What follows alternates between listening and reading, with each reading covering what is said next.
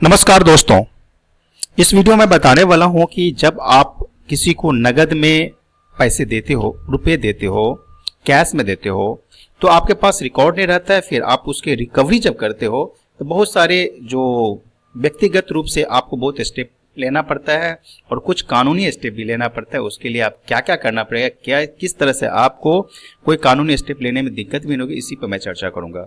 जी हाँ, आप अक्सर देखते हैं कि आप या आपके रिश्तेदार क्या करते हैं, तो आप किसी को पैसे देते हैं लेकिन वो बैंक के थ्रू नहीं देते हैं, चेक के थ्रू नहीं देते हैं। तो उस पर क्या होता है कि आपके पास कोई रिकॉर्ड नहीं रहता है, क्योंकि चेक नहीं दिए, आपने ऑनलाइन ट्रांजैक्शन नहीं किया तो आपके पास ट्रांजैक्शन नंबर नहीं रहता है। इस तरह से बहुत सारी परेशानियां होती है।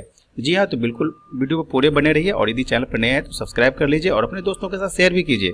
यदि कभी किसी को आप पैसा इस तरह देते हैं तो क्या करेंगे, किस तरह से होगा, ठीक है।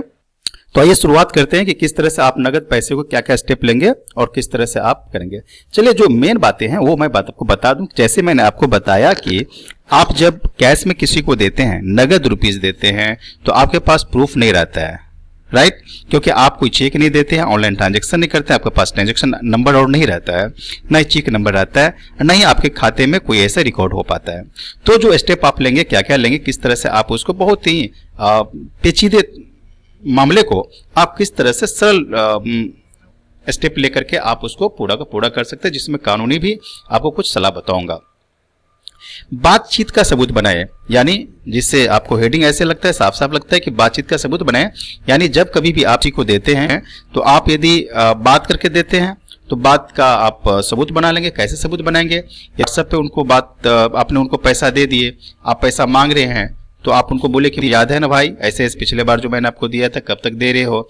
एसएमएस में हाँ मैं दे दूंगा, अभी थोड़ी दिक्कत है। इस तरह की कुछ ना कुछ वो क्या करेंगे, तो आपसे चैट करेगा। वो चैट आप रखे रहेंगे, उसका जब जरूरत पड़ेगा तो उसका स्क्रीनशॉट लेकर प्रिंट आउट करके उसका सबूत माना जाएगा और स्वीकार किया जाएगा, राइट। उसमें क्या होता है, वो एक्सेप्टेंस करता है, यानी स्वीकार करता है कि मैंने उनसे ₹1 लिया हूं और रुपया लेने के बाद मैं उनको बोला कि मैं इतने दिन में दे दूंगा, या आज नहीं है कल तक में, परसों तक में मैं देता हूं, एक डेट बताते हैं। यह क्या हो जाती है, बात हो जाती है। अब भाई से कॉल करते हैं, बात करते हैं, तभी वो कभी कभी बोलते हैं जी हाँ अभी मैंने आपसे पैसा लिया था तो अभी किसी कारण से मुझे नहीं हो पाया, मैं बिल्कुल आपको रिटर्न कर दूंगा, बिल्कुल आपको दूंगा। इस तरह से क्या होता है, फोन पर को एक्सेप्टेंस यानी उसको स्वीकार करवाते हैं और वो वापस करेगा और वापस करने के लिए भी स्वीकार करता है। यह भी आपके पास रिकॉर्ड हो गया। तो दो चीज आपने देख लिया।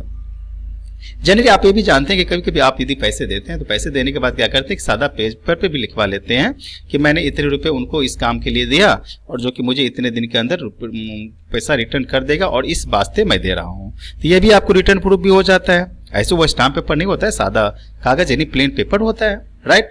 उसके साथ आई कुछ लीगल बात कर लेते हैं। अब जैसे ही आपके पास परेशानी हो रही है कि यदि वो आप जिनको आप पैसे दिए हो वो पैसे आपका नहीं दे रहा है, तो आप क्या करते हैं, किसी लॉयर के पास, किसी एडवोकेट के पास जाते हैं और उनके क्या करते हैं, उनके थ्रू जो है एक लीगल नोटिस यानी वकालतन नोटिस भिजवाते हैं। और उसमें साफ साफ लिखा रहता है कि नोटिस में लिखा होता है कि अगर 15 दिनों के भीतर पैसे नहीं लौटाए तो आप आएंगे कानूनी कार्रवाई करेंगे। और यह भी लिखा रहता है कि आप जो भी खर्च होगा वो भी आपको ही वहन करना पड़ेगा।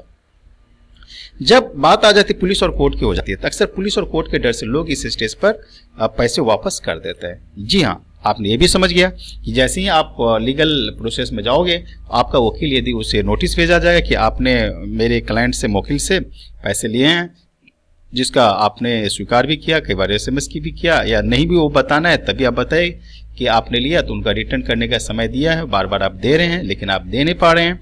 तो वो क्या करेंगे, सोचेंगे कि भाई मैंने उनसे तो पैसे लिया हूं और जब पैसे लिया हूं तो उसको रिटर्न नहीं करूंगा तो फिर कानूनी कार्रवाई में जाना पड़ेगा, पुलिस फिर मुझे आएगी, मेरे घर पर आएगी, कानूनी प्रोसेस होगा, कोर्ट का दौड़ भाग करना पड़ेगा। तो उसके डर से भी वो लोग क्या करते हैं, पैसे दे देते हैं। लेकिन कभी कभी ऐसा भी होता है कि वो तभी नहीं। तो आगे की और भी बातें मैं करता हूँ कि किस तरह से इस पर आपको बहुत ईजिली आप पैते हैं। आइए बात करते हैं पुलिस से। यदि वो आपके साथ इस तरह का चीटिंग करते हैं कि पैसा लेकर बोलता है कि पैसे नहीं लिया हूं, तो वो अगर व्यक्ति धमकी देता है या तो साफ साफ मना कर रहा है कि मैं पैसे नहीं दूंगा, जो करना है कर लो, तो ठीक है, तो आप बिल्कुल नजदीकी पुलिस स्टेशन जा सकते हैं जहां पर चीटिंग का केस कर सकते हैं। यदि आईपीसी की बात करो तो सेक्शन 420 के तहत शिकायत कर सकते हैं। पुलिस आमतौर पर इस सिविल मामला कहकर टाल देते हैं, इसलिए उन्हें समझाए कि आपके साथ धोखा हुआ है, राइट। जब कभी आप पुलिस को बात बोलोगे कि मैंने उनको पैसा दिया था, पैसा देने के बाद वो आजकल कर रहा है, पैसा लेके रिटर्न नहीं कर रहा है, और मैंने कैश दिया था, मेरे पास कोई ऑनलाइन ट्रांजेक्शन नहीं है, मेरे पास कोई चेक का नंबर नहीं है जो मैंने उसे दिया था, तो आपको पुलिस वाले बोलेंगे कि एक काम करो भाई, ये आपका आपसी मामला है तो आप आपस में सलट लो, और ये तो सिविल का मामला है तो आप यहाँ पर मैं थाने में क्या करूँ, आपके साथ कुछ ऐसा हुआ नहीं, आपने पैसा दिया वो पैसा नहीं रिटर्न कर रहा है। या तो बोलेगा उसे आप पंचायती कर लो, या तो आप बोलेगा कि आप 2 आदमी को बोलो, या तो उसे पोलाइटली मांगो। इसी तरह करके पुलिस क्या करते हैं, आमतौर पर टाल देते हैं। जब ऐसा किया तो आप पुलिस को बोले कि मेरे साथ चीटिंग हुआ है, मेरे साथ फ्रॉड हुआ है, धोखाधड़ी हुआ है, मैंने उसको कैश दिया, इसके बाद बार बार बोल रहा है, उसके बाद वो मान नहीं रहा है। तो जब उस पर केस हो जाएगा तो बिल्कुल कानूनी कार्रवाई उनके ऊपर होगी और वह कोर्ट में उनको जवाब। अब आइए और बात, मैं सूट की बात कर लेता हूँ, सिविल सूट में चलते हैं। तो आप सिविल कोर्ट में ऑर्डर 37 समरी सूट, जी हाँ, के तहत फाइल भी कर सकते हैं। यह उधार दिए गए पैसों की रिकवरी के लिए सबसे तेज कानूनी तरीका है। ठीक, तो आपने समझा कि सीपीसी ऑर्डर 37 के अंतर्गत समरी सूट में जाकर रिकवरी सूट आप फाइल कर सकते हैं, और फाइल करने के बाद उनको भी समझ जाएगा, और जाने के बाद जब नोटिस आएगा तो उनको बिल्कुल जवाबी कार्रवाई करनी पड़ेगी और वह कानूनी कार्रवाई में आ जाएंगे और कानूनी प्रोसेस में भी आ जाएगा। आइए कुछ जरूरी बातें आपको और भी जान लेना है, जो कि मैंने कोशिश किया हूँ कि यदि आपके पैसे यदि कैश में हो तो किस तरह से रिकवरी कर सकते हैं। तो कुछ जरूरी बातें जो आपको भी जानना चाहिए वह है स्थिति और क्या करें। अब बात आ जाती है कि कभी स्थिति आ जाती है कि जैसे आपने पैसे दिए, पैसे देते समय आप कुछ गवाह वहां पर आता है। जैसे आप किसी के बीच में देते हैं कि नहीं मैं आपको नहीं दूंगा, डायरेक्ट आप बोलते हो कि जैसे आप हो, आप किसी के पैसे देना, नहीं भाई मैं अकेले आपको पैसा नहीं दूंगा, आपको किसी के बीच में ही दूंगा, और यदि वो बोलेगा तभी दूंगा। तो अगर पैसे देते समय वहां मौजूद था कोई गवाह तो बयान जो है बहुत ही काम आ जाएगा। अब आ जाती है लिमिटेशन पीरियड की, कितने समय के अंदर आपको कानूनी प्रक्रिया करनी है। कानून के मुताबिक आप पैसे देने के 3 साल के भीतर ही कोर्ट जा सकते हैं, राइट। 3 साल के भीतर ये है लिमिटेशन पीरियड है। लिमिटेशन पीरियड में आपको याद रखना पड़ेगा कि आप इतने दिनों से ऐसे ना कि आजकल कर रहा है और आप करते करते बहुत समय बीत गया, अब अभी तक कानून की भी सहारा नहीं लिया, आजकल ही वो कर रहा है, तो आपका लिमिटेशन पीरियड को भी याद रखना पड़ेगा। अब आ जाती है इनकम टैक्स की बात आ जाती है, तो थोड़ी सी और पेचीदा हो जाता है।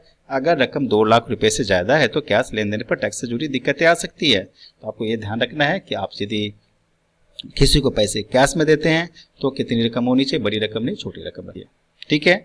उसके बाद ही आप इस तरह से जोड़ सकते हैं, राइट। और यदि पैसे देते हैं उसके बदले में आप कुछ ले लेते हैं तब तो फिर आपके पास कुछ बॉन्डेज हो जाएगी। लेकिन मैंने इस वीडियो में बात किया कि यदि आप किसी को कैश देते हो तो कैश में रिकवरी कैसे होगी और किस तरह से आप कैश की रिकवरी करा सकते हो, और कानूनी तरीके मैंने आपको बताया। उम्मीद करता हूं कि ये वीडियो आपके लिए बहुत ही हेल्पफुल हुआ होगा, और आप चैनल पर नए हैं तो बिल्कुल सब्सक्राइब कीजिए और अपने दोस्तों के साथ शेयर भी कीजिए। Thank you so much.